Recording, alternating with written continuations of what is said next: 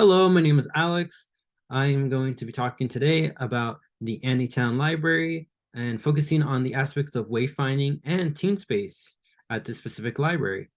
I've been working with libraries for a few years, having firsthand experience, um, being able to see the many examples of wayfinding seen in public libraries, and as well as teen spaces in many public libraries. So let's get started. Wayfinding. Well, wayfinding is being able to locate certain things and determine how to locate those things. Wayfinding can be presented in so many different methods, but let's focus on the Anytown Library wayfinding. And it looks like the main issue here at the Anytown Library is that it looks like it's hard for many people and visitors to locate certain things as they enter the library, and as well as be able to determine how to get there. According to you, Mr. Megabucks, you said that you've seen people walk into the library and you've seen people look around probably trying to find something, and then next they just leave. And that's a really big issue when it comes to um, people coming to visit the Anytown Library. And what does this mean? Well, this means that one, there's no type of directory and there's no type of signages or labels or something that might be visual or in text that is supposed to help people be able to discover where they are. Another issue could be that this can cause a really drastic outcome for the Intel library, such as having people not come back to the library because they're facing this challenge, and as well as see a reduction in their use of collections and materials because people aren't able to locate these things. And this could be a major problem. And so for that reason, I'm proposing a few solutions for you, Mr. Megabucks, in order to help us find ways to solve these obstacles that are presented here at the Anytown Library. So for the first one would be signages. Now signages come in many different forms as I'm going to be discussing today. For example, here we have a few examples on my far left and my far right from a park in California where they have different types of signages showing where to go, where things are located. You have directional arrows that can point to visitors and people where to locate these certain areas, and as well as these middle pictures of city display wayfinding signages. Which imagine living in a big city such as New York, London, or Toronto, where there's so many things and it's probably so hard to determine where everything is. Well, these type of signages can help the Anytown Library. For example, if it's just locating the entrance to the library or even the parking lot, it's always great to start from the outside in, because otherwise, if you can't locate where the library is or the entrance, then there's pretty much the person's already lost. However, once you enter the Anytown Library, there are a few things that I propose that can help many people as they enter it. One would be, again, the different types of signages, such as banners seen in this far left picture, seen at the St. Louis Public Library. Here we have a good example of something big, visual, it's like wide for everybody to see. You have the text, you have the beautiful designs, and as well as you have the one on the right, which is a from the Bolster Memorial Library. You have this signage that's basically telling visitors like, hey, on the second floor we have this, and this, and this can be really helpful for anyone visiting the Anytown Public Library. And then other different types of signages as we have here from other libraries across the United States. We have hanging signages. We have signages that are on top of collections and even posted signages, such as we can see here, for example, through text, through numbers, through the alphabet. These all can help many visitors visiting a public library. But the one thing I want to show was this one. Now, this picture is actually from a library in Singapore. And what's interesting about this library and what they're doing here is that they're using text. They're using text as a way to guide people and visitors to know where certain things are. So for example, you have the quiet zone and you have the interactive zone, and it's in bold, large text and on the background of a color that's very contrast. And you also have subtext there that shows you what's in those certain sections. And so it's really important to realize that in different parts of the world, There are many ways that wayfinding is presented to help their visitors, to help their patrons, and people just trying to locate certain things. Even something as simple as a map, such as from the Los Angeles Public Library here in California, one that I work at. Um, this building has a lot of sub levels, mid levels, and higher up levels above ground, and it can be very confusing to know where you are. That's why something as simple as a map, just showing where things are, labeling where things are, and even color coding them can help many people be able to discover where certain resources are or collections are.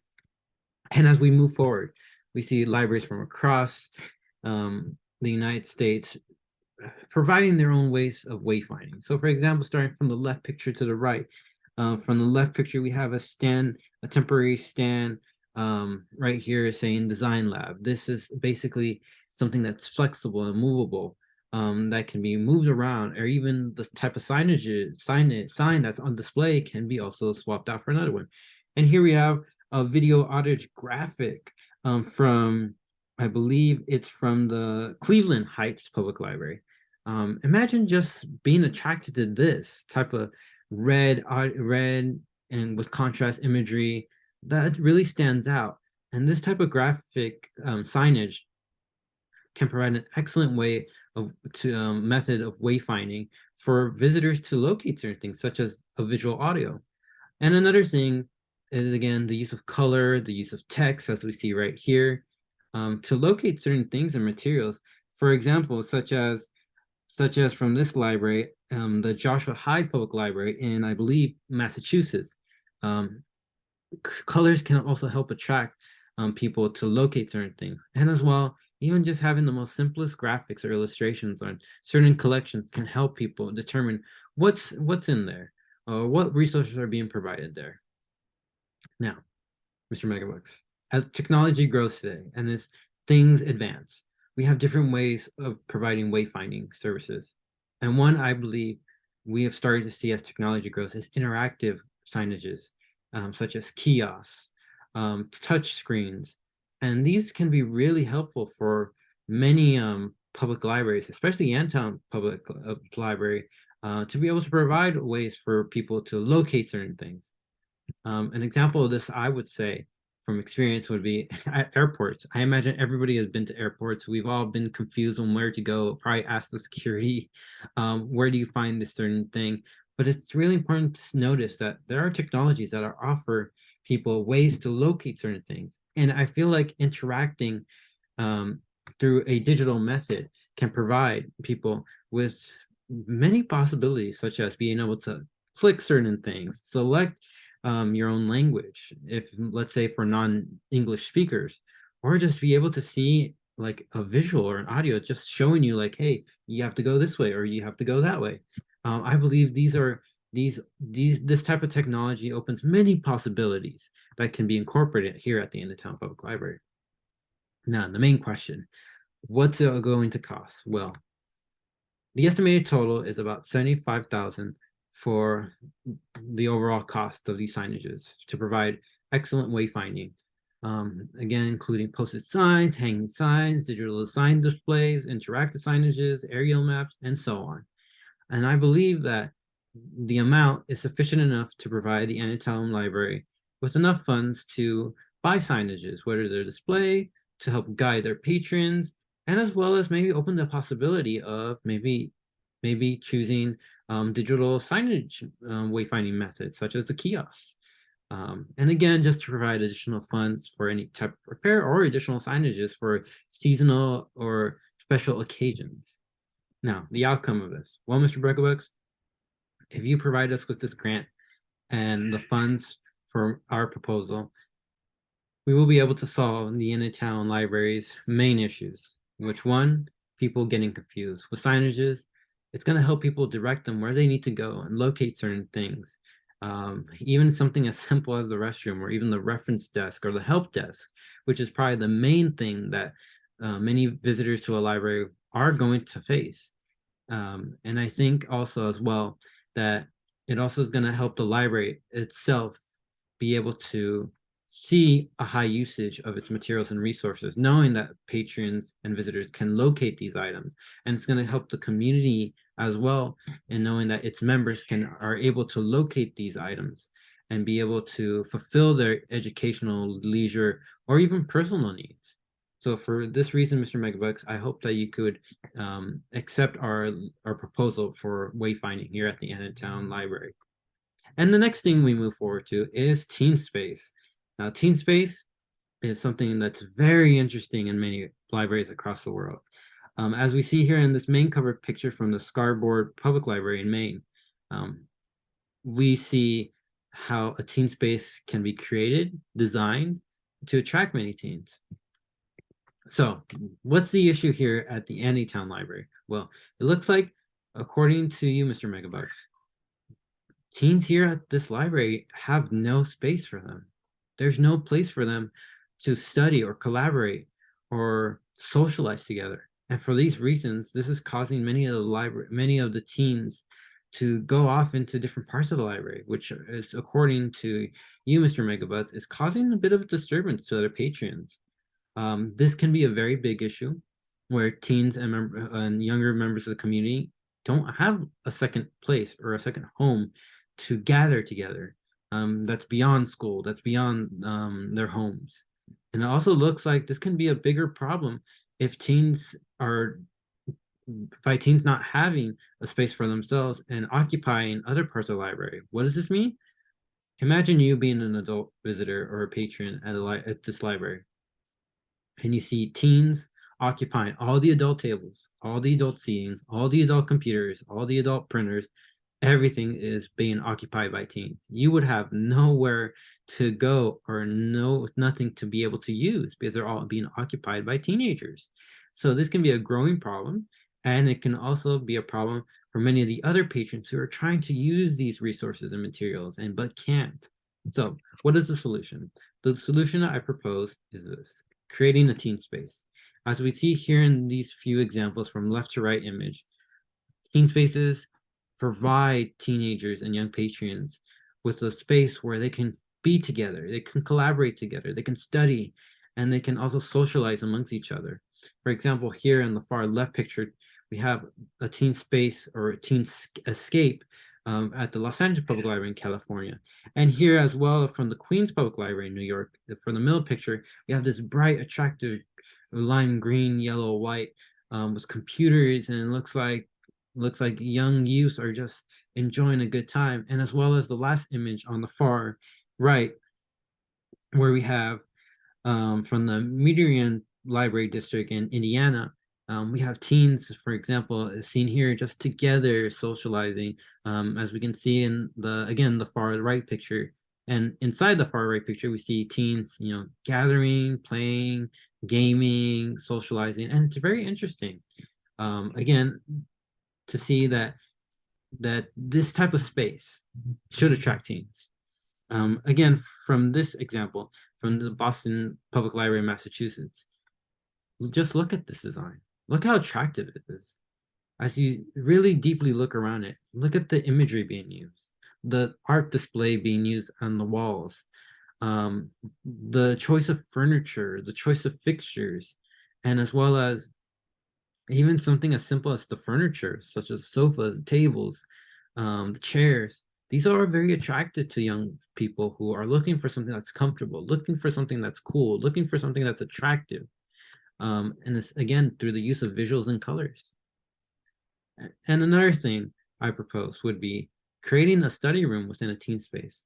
At my own other public library that I work at in Monrovia, California, we have study rooms, and next to the teen space, we do provide study rooms where, even though teens have their own space and they might get a little bit loud amongst each other, there might be some teens who are looking to just find a quiet place to study. And again, examples from our own public library in Monrovia, here we have examples of what a teen space should provide. It should provide a place where it's very comfortable for them, it's very attractive to them, compared to other areas of the library.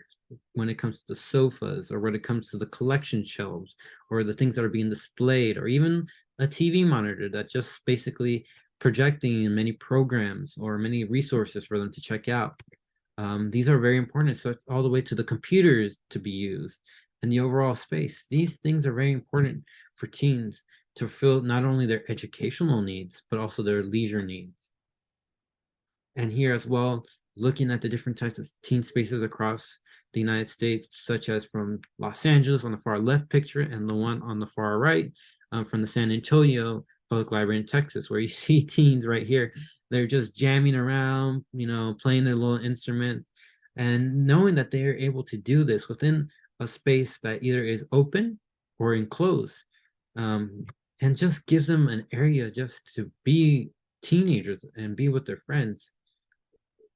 And it's amazing to know as well that there's different libraries around the world that create their own teen space or youth space. And for example, in this OBA, Opensterdok Public Library in the Netherlands, Amsterdam, just look at this space. Doesn't it look very attractive? Doesn't it look very amazing? The way how everything's just curved with their collection shelving and to the type of lighting, to the flooring, to the furniture and the fixtures. Who wouldn't want to be in this area? Especially someone such as a young teen or a young adult.